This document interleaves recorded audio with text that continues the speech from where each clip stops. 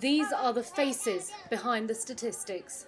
More than 8 million children have been seriously affected by the flooding, each one too young to have such a miserable story to tell. Their health and safety is the immediate concern, the basics that we take for granted: food and clean drinking water. बच्चे खुले आसमान उठायूं असां कुछ कोन तो मिले त खेण ला न तो मिले भतन जो देगियो खणे डान्या असी ठल्ला वेठायूं ना सा खेण ला था कोने रलियो कोने फाटला अतर खणे डान्यो असी बोर्ड में ना सा पैसो ना सा डोकड़ शेन तो मिले खादो पीतो मिले न तो बच्चा सब लंगण पे असां भूख कटण लाते पे खुले आसमान ते का शे कोने ना तो न था न ठकर असां का शे नथी मिले. These children spend all day in the scorching heat, and at night it's freezing cold. They don't have tents to spare them from the elements. Malnutrition rates in the flood-affected zones were already high. Now children with little access to food and clean drinking water are more vulnerable than ever. The major concerns that children are facing right now because of the devastation is displacement. It's the conditions that they live in. This is a malnutrition they are facing. This is a basic medical care that they need, especially drinking water, clean drinking water, hygiene and sanitation. Those are the priority issues right now that we are concerned with, because unless we prevent, unless we put the measures in place, we might face consequences.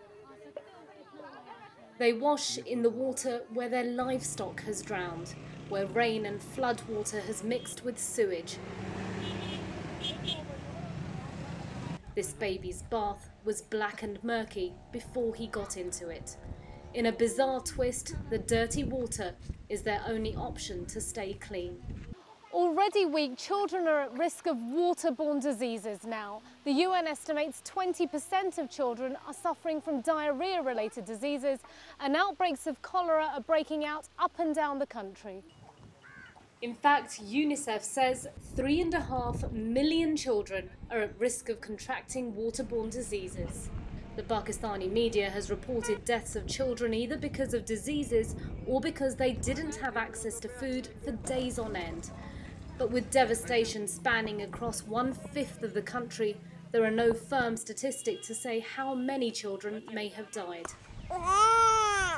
But there's another menace to contend with. Beyond protecting children from disease and malnutrition, their safety and security is now emerging as yet another battle they face. As the mass evacuations in cities, towns and villages across the country took place, and as flash floods rushed through homes, confusion took over as people made their escape. Reports of families being separated are now emerging from camps and roadsides where people have finally settled.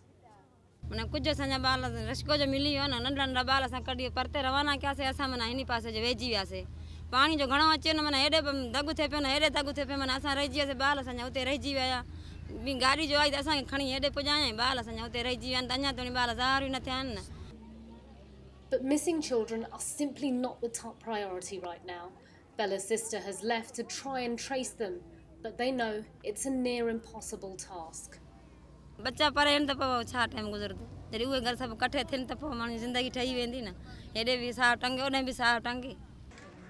Those that made it to the camps are no safer. There's no security cordon here, no monitoring of who goes in and out. Unaccompanied and vulnerable, charities are worried young people may be exploited or abused. We are very concerned about to identify those cases of separation. So this could be another concern for us very much, to ensure that children are protected from any abuse, violence, and as well as abduction, because this insecure situation, also the false relief assistance may lead them towards any different, the consequences, for example, an abduction and trafficking. So many people that have that in mind may take advantage of the situation, and in exchange of any relief goods or any help, they might end up trafficking children. So many millions are affected that it's hard to say how many children may be lost. With prior warning about the impending disaster, there is criticism that children's charities and organisations weren't prepared for these challenges ahead of the floodwaters' arrival. Organisations like UNICEF have only just started to collate the data and raise concerns. UNICEF says it couldn't have foreseen how widespread the devastation would be, but it's doing its best to deal with the aftermath. Well, we are working with the Social Welfare Department and different authorities as well as NGOs. First of all, we're establishing the helplines in all locations, basically, in all districts, that people can use those helplines and report on any cases of abuse, violence, or abduction or trafficking. As well as we're conducting a huge social mobilization campaign, educating and providing information to people living in camps about potential risks that can happen to their children. And lastly, we're working with NADRA, the official registration authority, to help us to register any cases of separation or any cases of abuse, violence, or intention of trafficking. Many of these children have already been displaced through a military operation against the Taliban. Their young minds marked by years of brutality, fighting, and fear. Children's psychological and social welfare is also a huge concern. Dealing with their health, mental and physical, is a priority.